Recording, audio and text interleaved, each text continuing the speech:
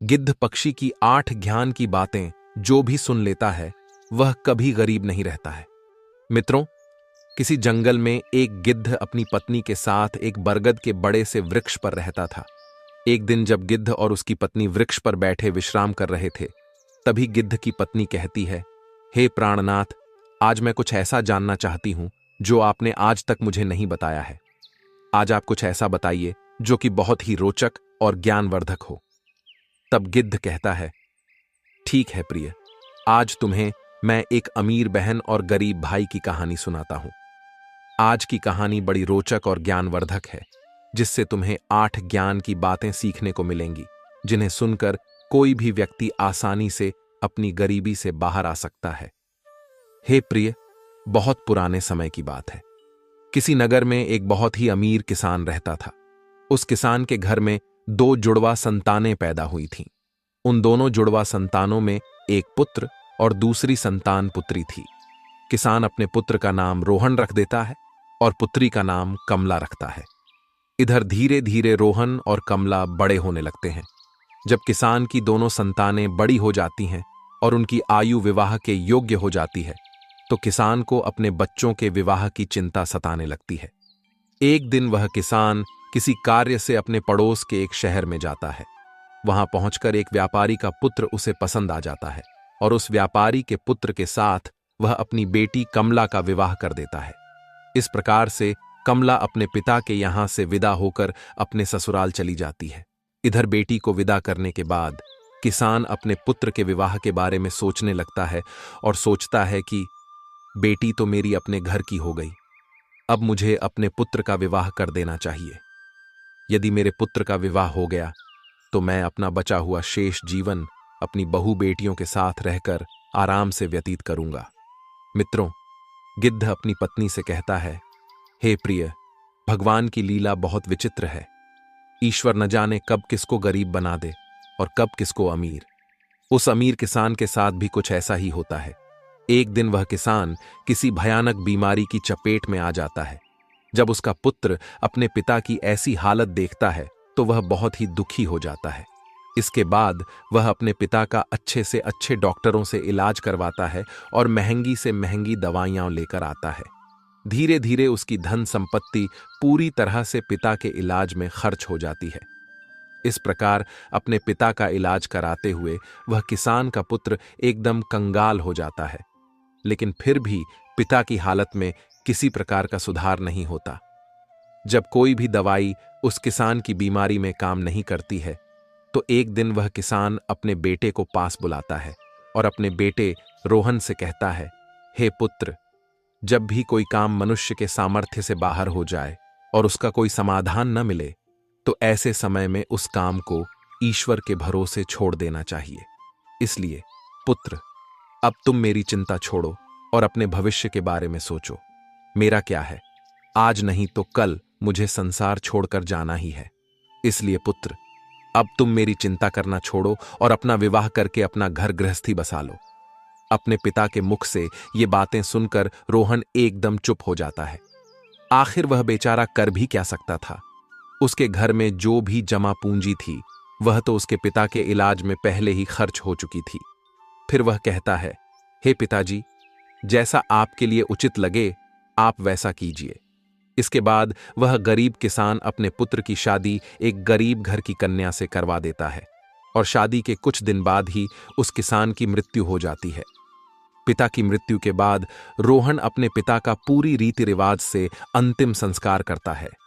रोहन का घर, खेत खलिहान पिता की बीमारी के इलाज में पहले ही बिक चुके थे।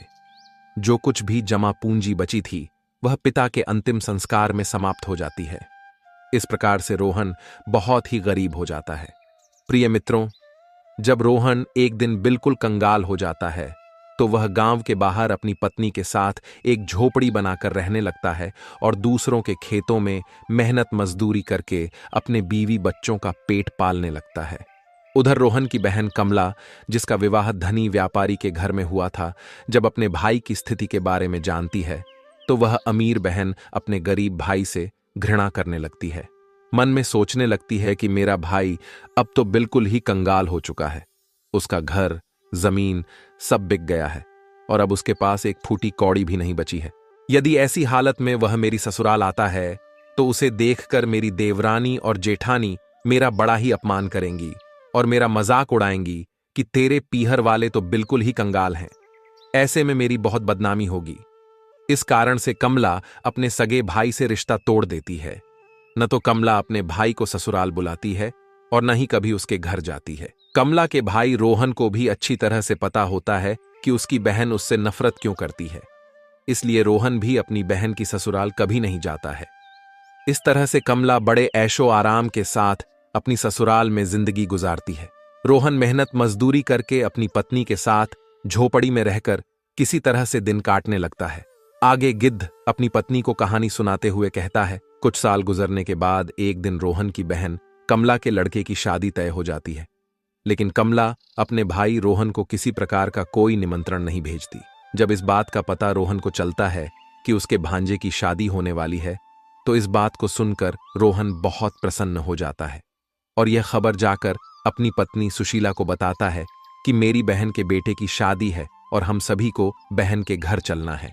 जब रोहन की पत्नी को इस बात की जानकारी होती है कि ननद के बेटे की शादी है, तो वह भी इसे सुनकर बड़ी खुश हो जाती है और सोचने लगती है, चलो इसी बहाने से कम मैं अपनी ननद से मिल आऊंगी और उसके घर को देख आऊंगी। वह बड़ी खुश होकर अपने पति से कहती है, मैं तुम्हारे साथ जरूर चलूंगी, लेकिन पहले मुझे यह बताओ, क्या हमारी ननद रानी ने हमारे लिए निमंत्रण भेजा है? अपनी पत्नी के मुख से ये बातें सुनकर रोहन बिल्कुल चुप हो जाता है। फिर वह अपनी पत्नी से कहता है, नेवता तो नहीं आया है, पर मुझे यह दूसरों के द्वारा खबर मिली है कि हमारे भांजे की शादी है, लेकिन इससे क्या फर्क पड़ता है, आखिर वह है तो हमारी बहन का ही बेटा। तब सुशीला अपने पति से कहती है, बात तो आपकी सही है कि आपके भांजे की शादी है, लेकिन बिना निमंत्रण के ननद के घर जाना उचित नहीं है और आपके लिए भी वहां जाना सही नहीं होगा। रोहन अपनी पत्नी को समझाता है, प्रिय, कमला के ससुराल वाले बड़े आदमी हैं, उन्हें हमारी याद नहीं रही होगी, या फिर हो सकता है कि उन्होंने हमें नेवता भिजवाया हो, लेकिन नेवता वाला पर्चा हमारे पास तक नहीं पहुंचा हो। इसलिए प्रिय, तुम किसी भी प्रकार की कोई भी सोच विचार मत करो। बच्चों को तैयार करके मेरे साथ तुम बहन के घर चलो। अपने पति की इन बातों को सुनकर सुशीला कहने लगती है, हे प्रिय, यदि तुम जाना चाहते हो तो जा सकते हो, लेकिन बिना निमंत्रण के मैं नहीं जाऊंगी। तब पत्नी के मुख से ऐसी बातें सुनकर रोहन कहता है, ठीक है, यदि तुम्हारी यही इच्छा है तो तुम बच्चों के साथ घर पर ही रहो, मैं अकेला कमला की ससुराल के लिए चला जाता हूं। यदि ऐसे में मैं भी नहीं गया तो मेरी बहन की देवरानी जेठानी मेरी बहन को ताना मारेगी और कहेगी कि खर्चा न हो जाए, इसलिए तेरा भाई नहीं आया। इतना कहकर रोहन घर के अंदर से बाहर चला जाता है। इधर गिद्ध अपनी पत्नी को आगे कहानी सुनाते हुए कहता है, हे प्रिय, रोहन बहुत ही गरीब हो चुका था। उसके पास भांजे के लिए वस्त्र खरीदने के पैसे नहीं थे, इसलिए वह किसी से पैसे उधार लेता है और उधार लिए हुए पैसों से अपनी बहन कमला और अपने बहनोई के लिए सुंदर सुंदर वस्त्र खरीदता है और उन कपड़ों को लेकर अपनी बहन की ससुराल के लिए चल देता है। उधर पैदल चलते चलते रोहन को सुबह से शाम हो जाती है। तब कहीं जाकर वह अपनी बहन के दरवाजे पर पहुंचता है और दरवाजे के एक तरफ जाकर खड़ा हो जाता है। बेचारा दरवाजे पर ही खड़े होकर अपनी बहन के आने का इंतजार करता है। तभी कमला की जेठानी की नजर रोहन पर पड़ जाती है और वह रोहन को पहचान लेती है। रोहन को देखने के बाद कमला की जेठानी जाकर कमला को बताती है, हे कमला, आज तेरा भाई तेरे घर आया है, तेरे दरवाजे पर खड़ा है। जब कमला अपनी जेठानी के मुख से यह बातें सुनती है तो वह अपनी जेठानी से पूछने लगती है, हे बहन, यदि तुमने मेरे भाई को मेरे द्वार पर खड़ा देखा है तो मुझे यह बताओ कि मेरा भाई मेरी ससुराल में किस हालत में आया है और उसने कैसे कपड़े पहने हैं। उसकी जेठानी कहती है, तुम्हारा भाई फटे पुराने वस्त्र पहनकर तुम्हारे द्वार पर खड़ा है, वह तुम्हारे आने का इंतजार कर रहा है। यह सुनकर कमला गुस्से में भर जाती है और सभी की नजरों से बचाते हुए अपने भाई के पास पहुंचती है।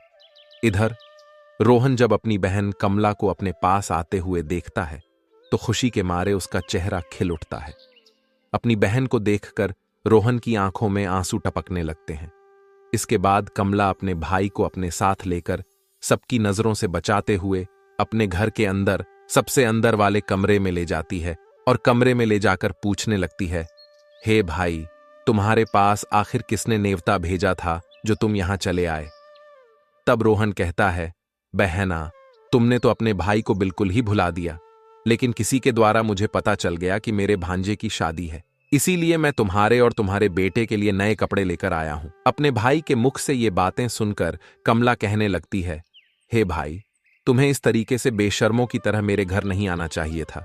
तुम इस तरह फटे पुराने कपड़े पहनकर मेरे घर तक चले आए, ये मेरे लिए बड़े लाज की बात है। कम से कम अपनी नहीं तो मेरी इज्जत का ख्याल करते, कम से कम तुमने मेरे मान सम्मान का ख्याल तो किया होता। आखिर तुम्हारी तो कोई इज्जत नहीं, पर कम से कम हमारी इज्जत के बारे में तो सोचा होता।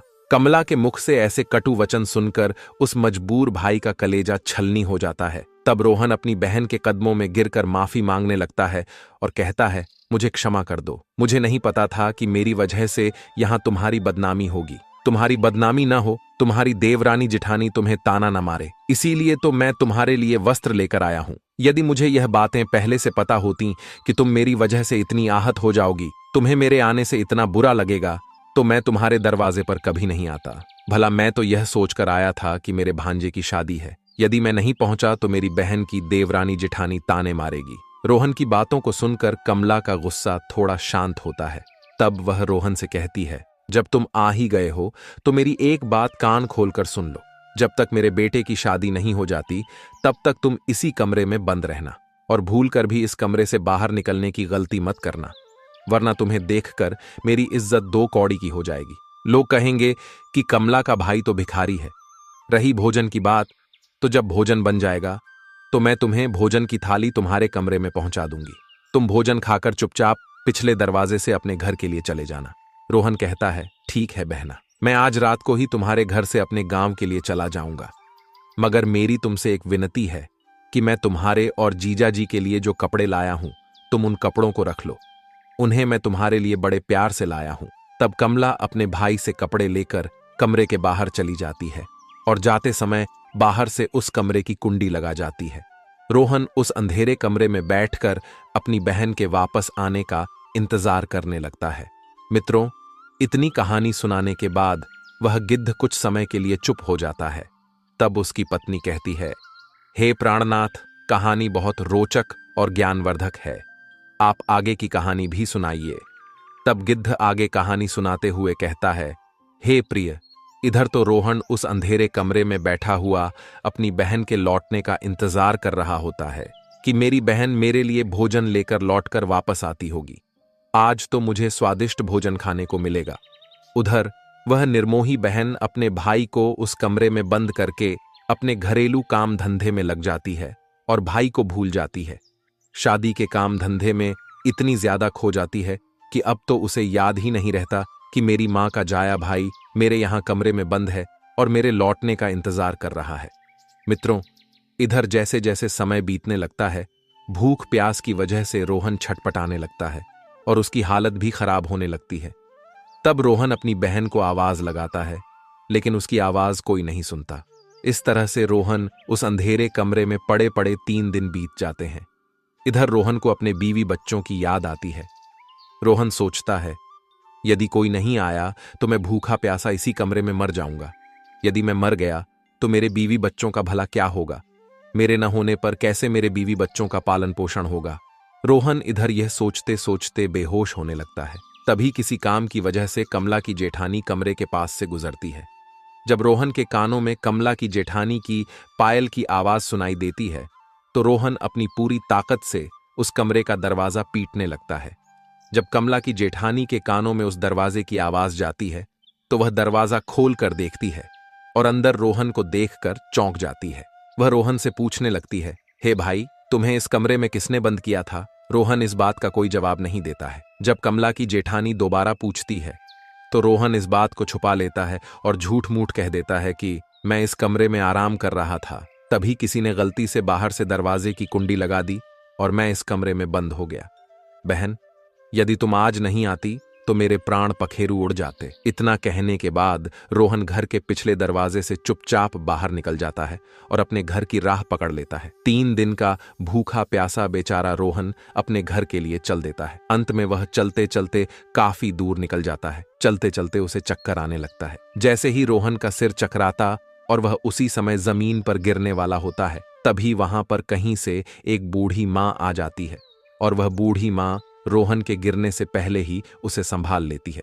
मित्रों, इतनी कहानी सुनाने के बाद वह गिद्ध थोड़ा सा विश्राम कर लेता है और विश्राम करने के बाद गिद्ध अपनी पत्नी को आगे की कहानी सुनाने लग जाता है। गिद्ध आगे कहता है, जिस बूढ़ी माँ की गोद में वह बेचारा रोहन लेटा हुआ था, वह बूढ़ी माँ साक्षात देवी माँ थी। इधर रोहन की पत्नी सुशीला रोज उस देवी माँ की पूजा किया करती थी और पूर्ण श्रद्धा भाव से देवी माँ की भक्ति किया करती थी। इसीलिए जब रोहन चक्कर खाकर गिरने वाला होता है तो उसी समय देवी प्रकट होकर रोहन को संभाल लेती हैं और उसका सिर अपनी गोद में रखकर उसे अपनी गोद में सुला लेती हैं। जब रोहन को होश आता है तो वह देवी माँ को प्रणाम करके अपने घर के लिए वहां से चलने लगता है। तभी उसी समय बूढ़ी माँ कहती हैं, तुम भला कहां से आ रहे थे और इधर कहां जा रहे थे? तब रोहन बताता है, हे माँ, मेरे भांजे की शादी थी, इसी वजह से मैं अपनी बहन के घर से आ रहा था और इधर मेरा गांव है, मैं अपने गांव के लिए जा रहा हूं। तो बूढ़ी माँ रोहन से कहती हैं, यदि तुम बुरा ना मानो तो मैं तुमसे एक बात पूछना चाहती हूं। तब रोहन कहता है, पूछो माँ, तुम मुझसे क्या पूछना चाहती हो? बूढ़ी माँ पूछती हैं, बेटा, यदि तुम अपनी बहन के घर से आ रहे हो, जैसा कि तुमने बताया कि वहां पर शादी थी, तो फिर तुम खाली हाथ कैसे जा रहे हो? क्या तुम्हारी बहन ने तुम्हारी बीवी बच्चों के लिए कुछ नहीं भेजा? बूढ़ी माँ के मुख से ऐसी बात सुनकर रोहन की आंखों में आंसू आ जाते हैं। इसके बाद रोहन उस बूढ़ी माँ अर्थात देवी माँ को सारी बात बता देता है। इस प्रकार से रोहन के मुंह से पूरी घटना सुनने के बाद बूढ़ी माँ कहती हैं, हे पुत्र, तुम किसी भी प्रकार की चिंता मत करो, जो हुआ उसे भूल जाओ और जाने दो। यहाँ से कुछ दूरी पर मेरा एक बगीचा है, उस बगीचे में अनेकों प्रकार के फल लगे हुए हैं। तुम उस बगीचे में जाकर फल खाकर अपना पेट भर लो, क्योंकि तुमने 3 दिन से कुछ नहीं खाया है। जब तुम्हारा पेट भर जाए तो कुछ फल तुम अपनी बीवी और बच्चों के लिए भी तोड़कर रख लेना। जब तुम्हारी बीवी और बच्चे तुमसे मिलेंगे तो पूछेंगे कि तुम अपनी बहन की ससुराल से क्या लेकर आए हो, तो तुम कह देना कि मेरी बहन ने तुम्हारे लिए फल भेजे हैं। ऐसा करने से बेटा तुम अपनी बीवी और बच्चों के सामने शर्मिंदा होने से बच जाओगे और इससे तुम्हारी मान प्रतिष्ठा भी बनी रहेगी। रोहन इस प्रकार से बूढ़ी माँ की बात सुनकर मान जाता है और बूढ़ी माँ के बगीचे में पहुंच जाता है। उस बगीचे में नाना प्रकार के फल लगे हुए थे। तब रोहन वृक्षों से फल तोड़कर खाने लगता है। जब उसका पेट भर जाता है तो कुछ फलों को तोड़कर अपने थैले में रख लेता है। ये सब करने के बाद रोहन उस बूढ़ी माँ से आज्ञा लेकर अपने घर के लिए चल पड़ता है। तब बूढ़ी माँ रोहन से कहती हैं, हे पुत्र, जाते समय मेरी ये 8 बातें सुनते जाओ, ये तुम्हारे जीवन में बहुत काम आएंगी। इस प्रकार से बूढ़ी माँ रोहन को 8 बातें बताती हैं। उन 8 बातों को सुनकर रोहन अपने घर के लिए चल देता है। जब रोहन फलों से भरा हुआ थैला लेकर अपने घर पहुंचता है तो उसके छोटे छोटे बच्चे और उसकी पत्नी सुशीला उसके पास आते हैं और पूछने लगते हैं, पिताजी, आप बुआ के घर से आ रहे हो? आखिर बुआ ने हमारे लिए क्या भेजा है? यह सुनकर रोहन अपने हाथों का थैला अपनी पत्नी को थमा देता है और थैला देने के बाद घर से बाहर निकल जाता है। उधर रोहन के जाने के बाद उसकी पत्नी जब उस थैले को खोलकर देखती है तो थैले का नजारा देखकर वह एकदम से हैरान रह जाती है। सुशीला थैले में देखती है कि वह थैला सोने चांदी के फलों से भरा हुआ है। जब वह अनार को फोड़ती है तो अनार के अंदर से हीरे निकलते हैं। जब वह आम का फल काटती है तो आम की गुठली की जगह सोने की गुठली निकलती है। यह देखकर रोहन की पत्नी बहुत खुश हो जाती है और दौड़कर अपने पति के पास पहुंचती है। अपने पति के पास पहुंचकर वह कहती है, तुम तो शादी में गए थे और आखिर तुम लेकर क्या आए हो? अपनी पत्नी की बात सुनकर रोहन सोचने लगता है कि शायद घर वालों को फल पसंद नहीं आए होंगे, इसीलिए उसकी पत्नी उससे ऐसी बात पूछ रही है। वह सोचता है कि उसे अपने बच्चों के लिए लड्डू पेड़ा लेकर आना चाहिए था। तब रोहन अपनी पत्नी से कहता है, हे प्रिय, बहन ने जो कुछ भी भेजा है वह मैंने लाकर तुम्हें दे दिया है। अब जो कुछ भी थैले में है उसे ही बच्चों को बांट कर दे दो। तब पत्नी कहती है, पहले तुम घर के अंदर चलो और घर पर चलकर देखो कि तुम्हारी बहन ने तुम्हारे लिए क्या भेजा है। यह कहकर सुशीला अपने पति को पकड़कर ले जाती है और कहती है, इसे जरा देखिए तो सही, आखिर हमारी ननद ने हमारे लिए क्या भेजा है। इतना कहकर सुशीला रोहन के सामने थैले को पलट देती है। थैला पलटते ही उसमें से हीरे, मोती, सोने चांदी के आभूषण निकलते हैं। सुशीला कहती है, आखिर हमारी ननद ने तो हमारा भाग्य ही बदल दिया। उन्होंने फलों में छुपाकर हीरे मोती भेजे हैं। जब यह नजारा रोहन देखता है तो समझ जाता है कि जो बूढ़ी मां उसे रास्ते में मिली थी वह साधारण महिला नहीं बल्कि देवी मां थी। लेकिन इस बारे में वह अपनी पत्नी को कुछ नहीं बताता और मन ही मन उस बूढ़ी मां को धन्यवाद देता है। मित्रों, गिद्ध आगे की कहानी सुनाते हुए कहता है, हे प्रिय, इस प्रकार से रोहन को बहुत सारा धन मिल जाता है। रोहन फिर से अमीर बन जाता है। कुछ समय बाद रोहन अपनी बीवी और बच्चों के लिए एक आलीशान महल बनवाता है और बड़ी शान शौकत से राजा महाराजाओं की तरह उस महल में रहने लगता है। नगर के सभी लोग भी रोहन को देखकर उसका मान सम्मान करने लगते हैं। धीरे धीरे जब रोहन का महल तैयार हो जाता है और उसकी राजा महाराजाओं जैसी शान शौकत हो जाती है तो एक दिन रोहन की पत्नी सुशीला उससे कहती है, आज सावन का महीना आने वाला है और सावन में सभी स्त्रियां अपने पिता के घर जाती हैं, इसलिए तुम भी अपनी बहन के ससुराल जाकर मेरी ननद को घर बुला लाओ। इसी बहाने से वह अपने पीहर घूम आएंगी और मैं भी अपनी ननद से मिल लूंगी। रोहन जब अपनी पत्नी की यह बात सुनता है तो उसकी बात मानकर अपनी बहन के ससुराल चल देता है। कुछ समय बाद वह अपनी बहन के ससुराल पहुंच जाता है। एक बार फिर से वह उसी दरवाजे पर जाकर खड़ा हो जाता है जहां वह कुछ दिन पहले खड़ा हुआ था। उसी समय कमला की जेठानी घर से बाहर निकलती है और बाहर का नजारा देखकर दौड़ी दौड़ी कमला के पास जाती है और कहती है, हे कमला बहन, आज तो तेरा भाई आया है। अपनी जेठानी के मुख से यह बात सुनकर कमला कहती है, हे बहन, कोई भिखारी मेरा भाई नहीं हो सकता, मेरा कोई भाई नहीं है। दरअसल कमला ऐसा इसलिए कह रही थी क्योंकि वह इस बार भी अपने भाई को भिखारी ही समझ रही थी। लेकिन जब उसकी जेठानी बताती है, कमला, तुम्हारा भाई आज भिखारियों की तरह नहीं बल्कि राजा महाराजाओं की तरह आया है। तुम्हारे भाई को देखकर ऐसा लग रहा है जैसे वह किसी देश का राजा महाराजा हो। तुम्हारे भाई के आगे पीछे 4-4 सैनिक हैं। तुम्हारे दरवाजे पर एक बड़ी सुंदर सजी हुई रथ गाड़ी खड़ी है। भला एक बार जाकर तो देखो। कमला, जो अपनी जेठानी के मुख से यह बातें सुनती है तो उसे अपनी जेठानी की बातों पर किसी प्रकार का विश्वास नहीं होता है। सच्चाई जानने के लिए वह अपने भाई को छुप कर देखने लगती है। जैसे ही कमला ने अपने भाई के उस रूप को निहारा तो उसके ठाट बाट को देखकर वह एकदम चकित रह गई। वह सोचने लगी कि कल तक तो मेरा भाई बिल्कुल भिखारी था, पहनने के लिए ठीक से वस्त्र भी नहीं थे, फिर अचानक एकदम से इतना अमीर कैसे बन गया। अब तो रोहन की बहन कमला आरती का थाल सजाकर अपने भाई की आरती उतारने लगती है। उसके बाद कमला अपने भाई को बड़े आदर पूर्वक अपने घर में बुलाकर ले जाती है और कहती है, हे भैया, मुझे क्षमा कर दीजिए, मेरी वजह से तुम्हें बहुत कष्ट और शर्मिंदगी उठानी पड़ी है। अपनी बहन के मुख से यह बातें सुनकर रोहन कहने लगता है, बहना, कोई बात नहीं, उस समय हमारे दिन अच्छे नहीं थे। तुम्हारी गलतियों के लिए मैंने तुम्हें पहले ही क्षमा कर दिया था। अब तुम इन बातों को छोड़ो और मेरे साथ मेरे घर चलने की तैयारी करो। बहन, मैं तुम्हें बुलाने के लिए आया हूं।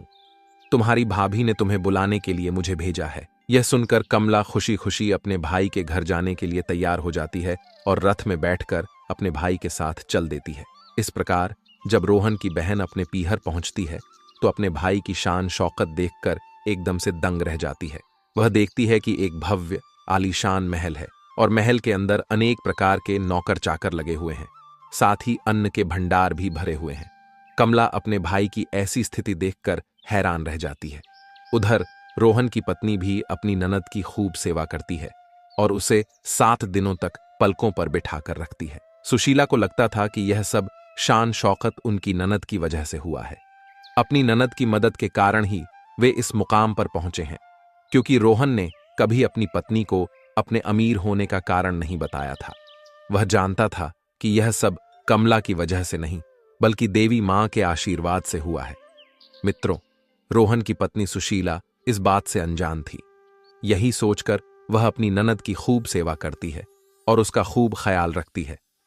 कुछ दिन बीतने के बाद जब रोहन की बहन कमला का ससुराल जाने का समय आता है तो रोहन की पत्नी सुशीला अपने पति से कहती है कि पिया जी, कल तुम्हारी बहन अपने घर जाएंगी, इसलिए तुम बाजार चले जाओ और वहां जाकर अपनी बहन के लिए कोई अच्छा सा तोहफा लेकर आओ।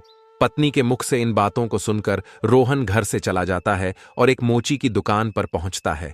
वह मोची से कहता है, हे मोची भाई, मुझे अपनी बहन के लिए बोलने वाली जूती बनवानी है, क्या तुम मेरी बहन के लिए बोलने वाली जूती बना सकते हो? मोची कहता है, हे सेठ, मैं बोलने वाली जूती तो बना दूंगा, लेकिन इसके बनवाने की बहुत कीमत लगेगी। तब रोहन कहता है, हे मोची भाई, मैं तुम्हें मुंह मांगा पैसा दूंगा, लेकिन ऐसी जूतियां बना दो कि जब भी मेरी बहन इन्हें पहने और चलने लगे तो ये बारी बारी से इन 8 बातों के लिए बोले। इसके बाद मोची को रोहन विज्ञान की 8 बातें बताता है, जो बातें बूढ़ी मां ने रोहन को चलते समय बताई थीं। रोहन मोची से कहता है, हे मोची भाई, अब ज्ञान की बातें मैं तुम्हें बताने जा रहा हूं। इस प्रकार से रोहन बारी बारी से वे बातें मोची को सुनाता है। पहली बात बताता है कि बात ज्ञान की है, कहीं मानव तू मत भूल, होती है अज्ञानता निर्धनता का मोल। दूसरी बात बताता है, समय भरोसे बैठता रहता सदा गरीब, बिना काम बदले नहीं उसका कभी नसीब। तीसरी बात बताता है, आलस्य कर रहता सदा जो परिवर्तनहीन, वही कर्म कर फिर करे कहत स्वयं को दीन। चौथी बात बताता है, नहीं गरीबी से बड़ा है कोई अभिशाप, हासिल करके ज्ञान को करो दूर, अब आप दोष समय को दो नहीं, नहीं बनो मजबूर, कर्म साधना में जुटो करो गरीबी दूर। पांचवी बात इस प्रकार बताता है, कर्म कभी करता नहीं कोसे सदा नसीब, भाग्य भरोसे बैठता वह मानव रहे गरीब। छठी बात इस तरह से बताता है, अज्ञानी पर ही सदा करे गरीबी बार, विजय होता युद्ध में ज्ञान सदा हथियार। सातवीं बात इस प्रकार बताता है, हे मोची भाई, मेरी बहन जब 8वां कदम रखे तो जूतियां बस यही बात बोले। पैसों के बाजार में बदल गई तहजीब, धन दौलत से जुड़ रहे रिश्ते हुए गरीब। इधर रोहन मोची से कहता है, हे मोची भाई, ऐसी 8 बातें बोलने वाली मुझे जूतियां बना दो। जब यह 8 बातें वो जूतियां बोलेगी और जब मेरी बहन इन बातों को सुनेगी तो उसे अपनी गलती का एहसास होगा कि मुझे पैसे के घमंड में आकर अपने भाई का ऐसा अपमान नहीं करना चाहिए था। तब गिद्ध अपनी पत्नी से कहता है। इस प्रकार से रोहन उस मोची से अपनी बहन के लिए हीरे मोतियों से जुड़ी हुई सोने और चांदी की जूतियां बनवाता है और उन जूतियों को ले जाकर अपनी बहन को उपहार स्वरूप दे देता है। सोने चांदी की जूतियां देखकर कमला का चेहरा एकदम खिल जाता है।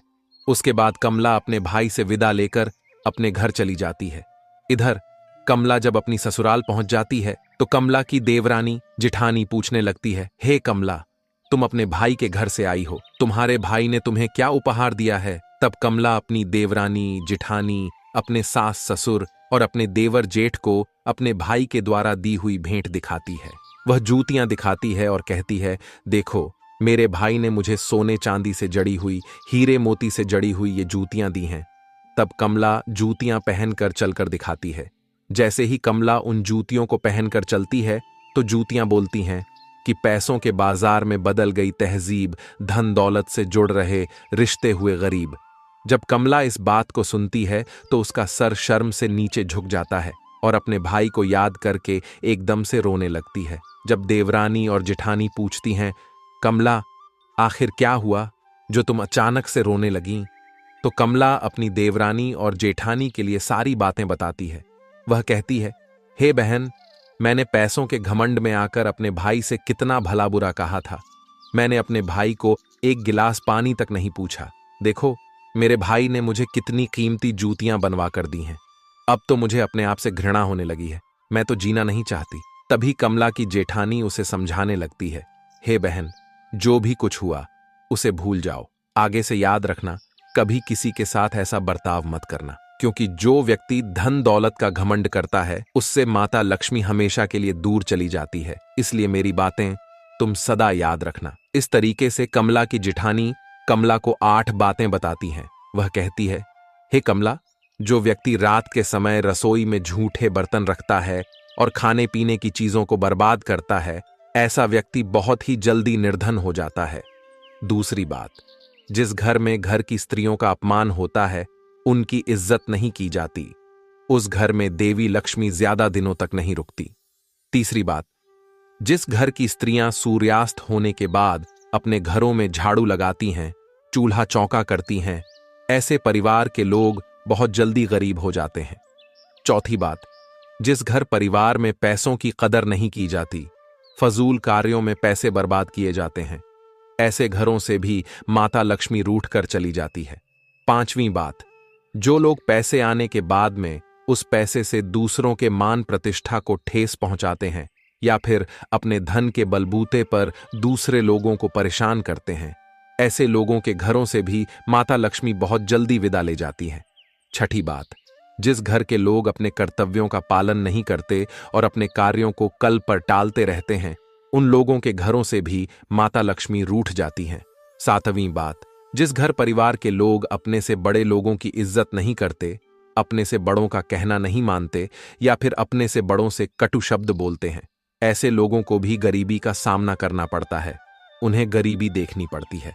आठवीं और अंतिम बात, जिस घर परिवार के लोग अपने मेहमानों का सम्मान नहीं करते, अपने मेहमान का आदर भाव नहीं करते या फिर अपने दरवाजे से किसी याचक को खाली हाथ लौटा देते हैं, ऐसे लोगों से भी माता लक्ष्मी नाराज होकर चली जाती हैं। इस प्रकार से कमला की जिठानी कमला के लिए ये 8 बातें बताती हैं और अपनी देवरानी से कहती हैं कि हे बहन, मेरी इन 8 बातों को हमेशा गांठ में बांध कर रखना। मित्रों, इधर वह गिद्ध अपनी पत्नी से कहता है कि इस प्रकार रोहन की बहन कमला एकदम से बदल जाती है। उसे समझ आ जाता है कि माया तो आनी जानी है, माया पर कभी घमंड नहीं करना चाहिए। तो मित्रों, इस कहानी के विषय में आपके क्या विचार हैं? अपनी प्रतिक्रिया कमेंट में दीजिए। मिलते हैं आपसे अगली वीडियो में।